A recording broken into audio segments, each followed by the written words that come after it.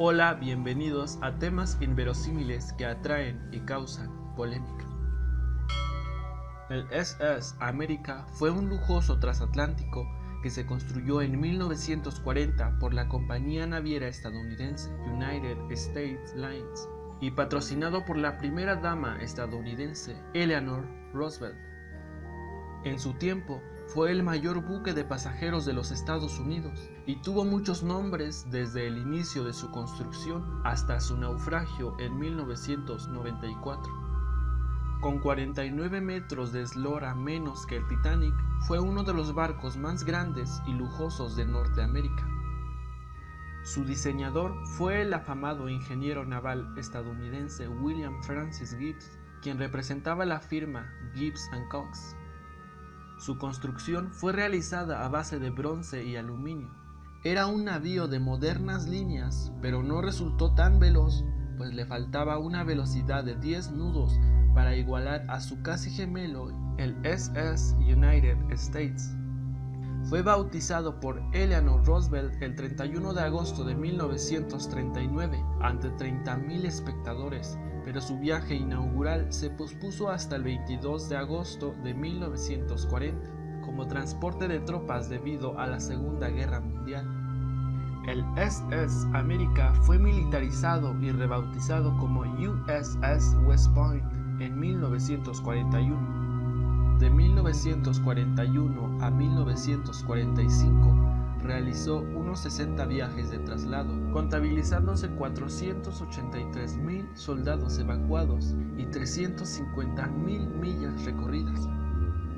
Una vez terminada la guerra, fue restaurado y restituido con su lujo original y devuelto a sus propietarios para por fin realizar su viaje inaugural el 14 de diciembre de 1946. El recorrido se llevó a cabo entre Nueva York, Gough, El Havre y Southampton. De 1946 a 1964, el buque cruzó el Océano Atlántico varias veces, hasta que los aviones comerciales fueron desplazando gradualmente a los cruceros. Finalmente, en 1964, fue retirado del servicio. Poco después, la naviera griega Candris Lines lo adquirió en octubre de 1964 y lo rebautizó como el SS Australis y sirvió para transportar a emigrantes y turistas. Y así fue sucesivamente vendido y rebautizado como SS Italis y SS Alferdos, dejándolo sin mantenimiento por espacio de 16 años, un lapso que haría que sus máquinas se tornaran inservibles. En 1993, en el puerto griego de El Pireo, el barco estaba fuera de servicio por el mal estado de sus máquinas. Sus reparaciones resultaban muy costosas respecto al valor del navío.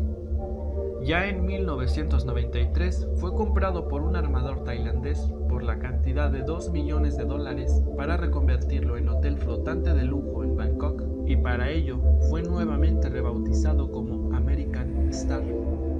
Sin embargo, sufrió una fuerte tormenta el 15 de enero de 1994 en Canarias, cuando era remolcado por el barco ucraniano Neftegas 67, con sus hélices ya desmontadas y colocadas en la cubierta.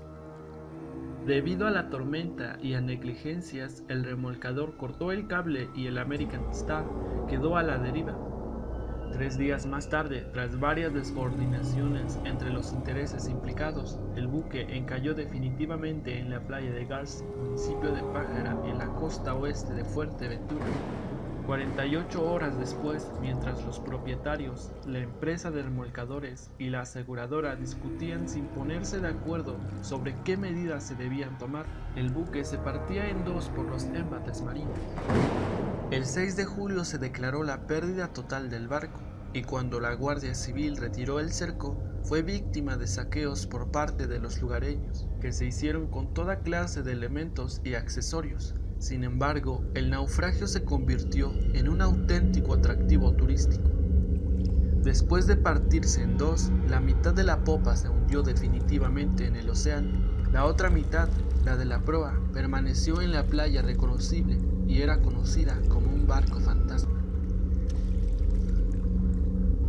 Hasta que en 2007 la proa se destruyó definitivamente.